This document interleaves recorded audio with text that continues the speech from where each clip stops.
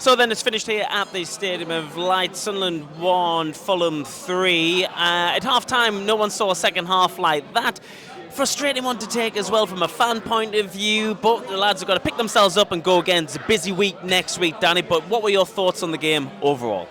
Well, yeah, certainly the first half was a slow burner, wasn't it? I think I think the physios were busier than the goalkeepers, and that sort of summed it up, really. I think we had that one chance with Noah Siddiqui from 25 yards on his left foot.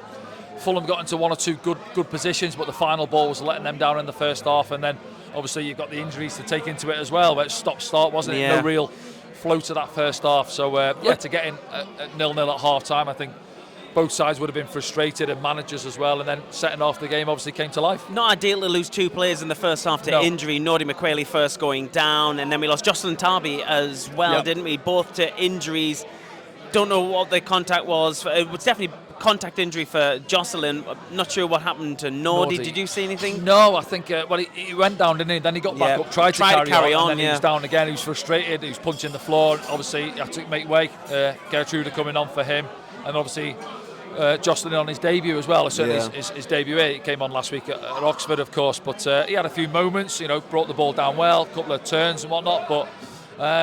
So you're getting forced into making changes. It's not ideal. Obviously, it disrupts you. Certainly, it's all down your right-hand side as well. Yeah. So, and then Fulham as well. I think it was Kevin, wasn't it? Got injured as well, in front of the dugouts as well, and he had to come off. So, as I say there, it was a stop-start first half. A little bit of quality when it threatened to get going at times, but it never quite did until after the break. Yeah, it certainly did get going after the break as well. Let's start with the first goal, and actually let's talk about an incident just before the first goal. Romain Mundle gets put through. Yeah, looks like he could put it either side of the goalkeeper. It puts it to the right hand side of the goal completely. Yeah, big miss. Turning point in the game for you. Well, it's massive, isn't it, while you're at 0-0, of course, so it's a good build-up play then. It's fed into him, it's fizzed into him, takes a good first touch into his path, and obviously Bernd Leno comes flying out and he's got to guide it past him. Listen, it's easy from here, but you expect him to hit the target, puts it past the post, and then obviously we got punished a couple of minutes later. Yeah, Jimenez with the first one from a corner, and then we had a VAR decision, didn't we, soon after that. Now, you've had a chance to see it back. I have. Some people watching this by the time you watch it back will have seen it back as well. We actually had VAR up on the screen as well in the stadium. Brian Brobby, yellow card and penalty given against Sunderland. Was it a penalty? It was, it's a decent delivery in from the free kick. He gets wrong side. Bassey, isn't it? Yeah, gets wrong side of him, and he pulls him back. Naturally, it's a bit of panic sets in. You think sometimes you can get away with it. On field, he did, but obviously that's what VAR's there for, to pick up on incidents like that, and it's almost dropping into the area where Bassey would have headed it. I know Roofs comes out to punch it clear, but I think it's a penalty when everyone sees it back, because that's the problem in the ground. Nobody knows what's happened. No. And obviously it's frustration from the Sunderland fans' point of view, but it is a penalty, and you can see Brian Brobby's reaction as well. He knew straight away. So so then obviously you had the first one's a disappointing one with the free header from Jimenez. Nobody gets tight. There's a lot of bodies bumping around in there, but 6 yards, middle of the goal, free header. And that gets Fulham on their way. Well, Sunderland did get a penalty of their own not long after that. Dan Ballard pushing his way through, wasn't he? Kind of like no one's going to stop him unless he was pulled down. And he was pulled down. Was that a penalty as well? Yeah, it was, similar in a way. Maybe not as much contact, but it's a penalty. So, I think Gertrude does really well. Ball to the far post, keeps it in play initially. And then Dan Ballard is back to goal almost on the byline. I think it's Sessegnon's there and Oscar Bob, and he rolls inside Sessegnon, wrong side. Again, that panic sets in, wrong side, pulls him back a little bit. Dan goes down, and it's a penalty. And obviously, Craig Pawson gives this one on field, and it's one that VAR doesn't really need to take a look at. So you get yourself, obviously, it's a good strike from Enzo. I think Leno actually gets a glove on it, but the power does him. No Panenka today from Enzo. No Panenka, put that one to bed. But it's a good strike. And you're back in there at 2-1. Yeah.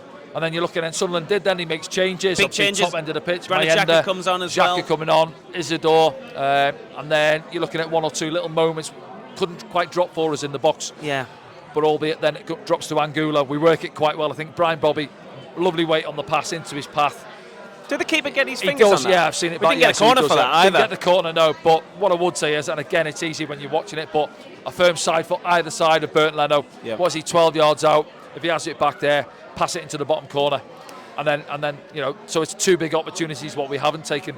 and then that's football. It's fine margins. And the game pushing, goes the other way. Pushing, Yep. and then obviously Iwobi goes in and scores on the counter. Yeah, from their point, it's a well-worked counter, isn't it? Yeah, we've obviously got bodies forward.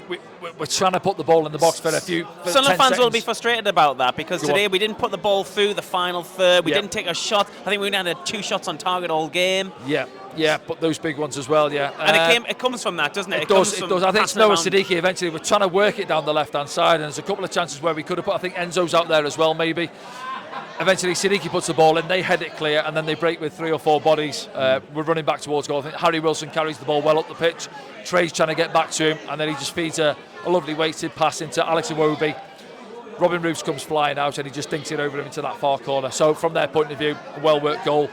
3-1 up then, and you think it's game done, albeit there was 9 minutes of stoppage time to go on. So we still had, if it was still 2-1, obviously, ifs and buts, a lot of time to get back into it. But damage was done, and it's another defeat. Yeah, we spoke to Trai Hume after the game as well, who was understandably disappointed, Danny. Yeah, of course he was. Yeah, again, it's not nice to have to come in and speak to the fans and do that, but from their players' point of view, they haven't had to do it too often at home this season. It's the second time. First time we've conceded 3. Yeah, because nobody come in after the Liverpool game. So, but fair play to him. He's come in.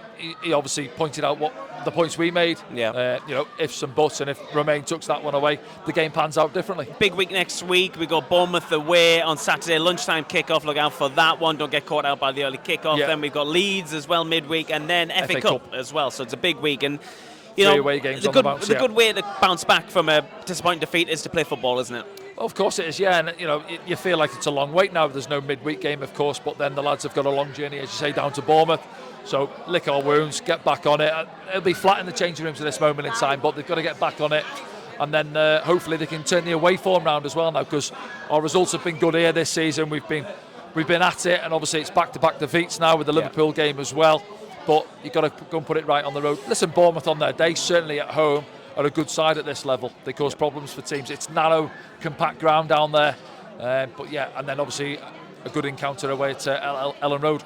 Yes, okay, we'll be back with those games very soon. Thanks for joining us. Don't forget to like, share and subscribe, and we'll see you very soon.